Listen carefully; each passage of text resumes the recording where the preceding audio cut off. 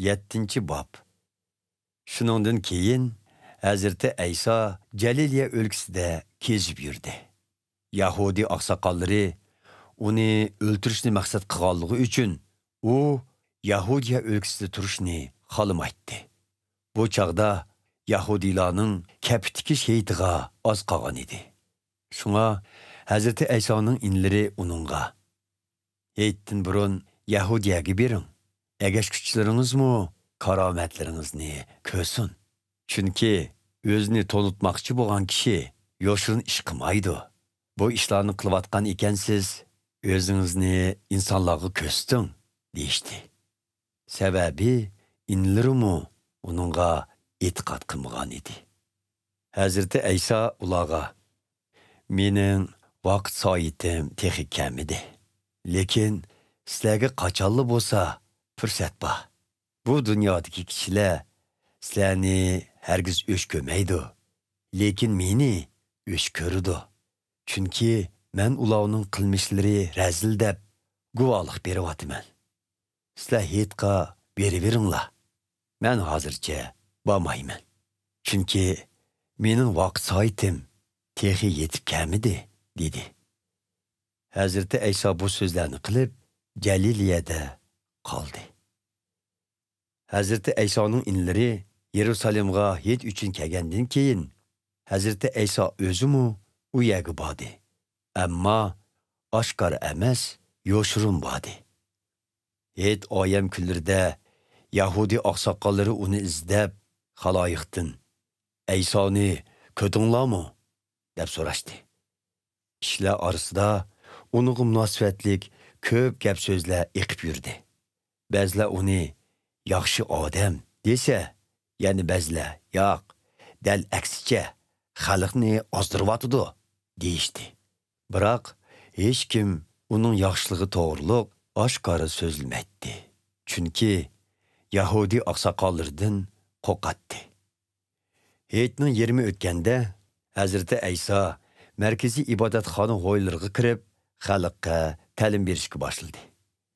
Yahudi oqsoqollari "Bu odam hech qanday ta'lim olmagan turuqliq, uning qandaqmi muncha ko'p bilimi bo'lsin" deb hang-tang qilishdi. Hazreti Ayso ularga "Bu ta'limlar mening emas, balki meni avatguchi Xudoninkidir. Xudoga chin dilidan itoat qilishni xohlaydigan kishi bu ta'limlarning Xudodan kelganligini yoki o'zligimdan aytayotganligimni bilalaydi. O'z oldiga so'zlagan kishi o'z shon sharifini izlaydi. Lekin o'zini avatguchining shon sharifini izlaydigan kishi haq so'zlaydi. Undaq kishida haqsizlik yo'qdir. Musa payg'ambar sizlarga Tavrat qonunini o'zi yetkizgan, shundaqku. Lekin hech qaysinglar bu qonunga amal qilmadinglar. Aytinglarchu, nemishqa meni o'ltirmoqchi bo'lasizlar?" dedi.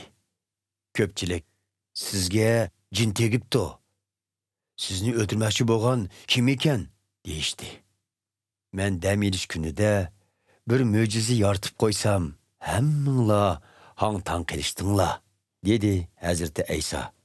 "Biroq sizlarmi Musa payg'ambarning bola tug'ilib 8-kuni xatnisini qilish kerak degan buyrug'ini ado qilamiz deb, dam olish kuni bo'lsa-mu, bolalarning xatnisini qilaversizlar. Amaliyotda xatni qilish Musa payg'ambardan emas, ajdodinglar İbrahim'den qolgan. Tavrat qonuni buzulmasin deyilib turib, dam olish kuni xatni qilindi-yu, bundaq kunda bir odamni sopmusoq qilsam, nima uchun menga ochiqlanasizlar? Tekshirmay turib, hukm qilmanglar. Hukminglar adil bo'lsin." Yerusalimliklarning ba'zilari oqsoqollar o'ltirmoqchi bo'lgan odam bu emasmidi? Oshkora so'zlayotsa-mu, uningga qarshi hech narsa demayotganini. Oqsoqollar uning qutqizg'uchi Masih ekanligiga haqiqatan ko'zlari yetdimi?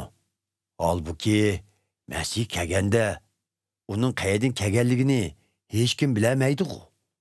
Biroq bu odamning bo'lsa, qayerdan kelganligini aniq bilamiz, deyishdi.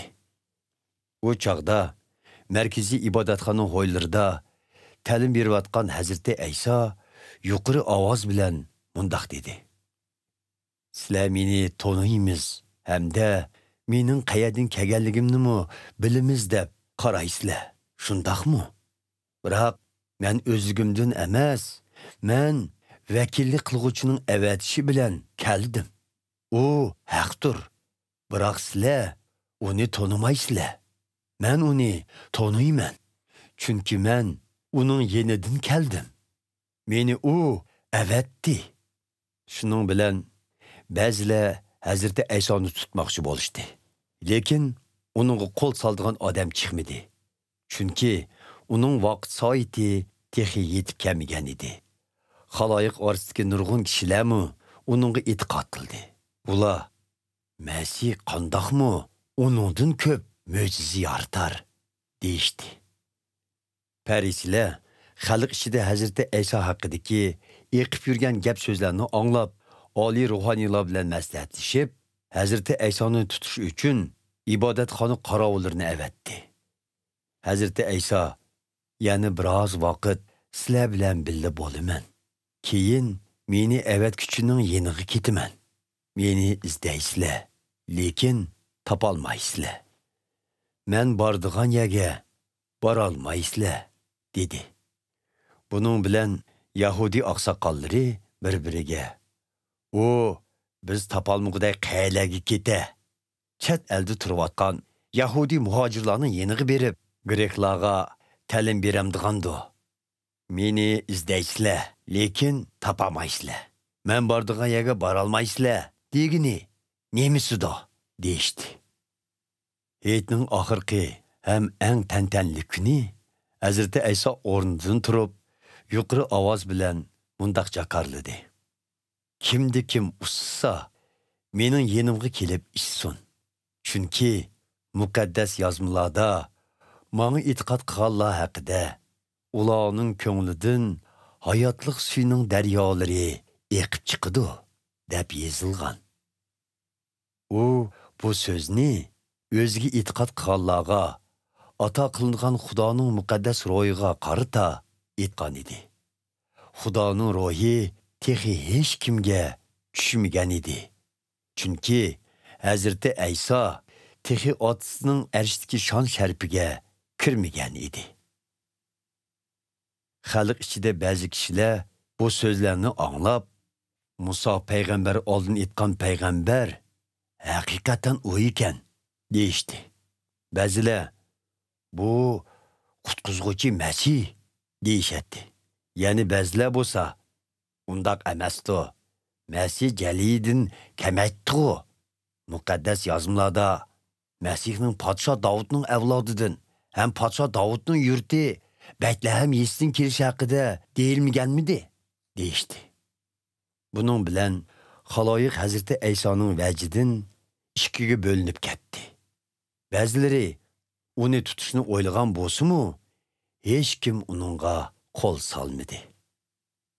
Ibodatxona qorovullari ibodatxonaga qaytib kelganda, oliy ruhoniylar bilan parislar "Nima uchun uni tutib kelmadinglar?" deb so'rashdi. Ibodatxona qorovullari "Hech kim hech qachon bu odamdek so'zlagan emas" deb javob berishdi. Parislar "Sizlarmi ozrilmansizlar? Oqsoqollardan yoki parislardan uningga e'tiqod qilganlar bormi nima? Uningga e'tiqod qilgan guruhning muqaddas yozmadan xabari yo'q. Shunga u xalqni Xudo urdi" deyishdi. Ularning orasidan biri, ya'ni burun bir oqshimi Hazreti Aysoning oldiga kelgan Nikodim ularga, Tavrat qonunimizda bir odamning o'z iqrorini anglamay va qilmishini bilmay turib, uning ustidan hukm chiqarishga bo'lmaydi deb yozilgan dedi. "Ajaba, senmi Jaliliymi nima?" deyishdi oqsoqollar. "Muqaddas yozmalarni o'qisang, Jaliliydan payg'ambar chiqmaydiganligini bilalaysan." Bunun bilan ko'pchilik uylariga qaytishdi.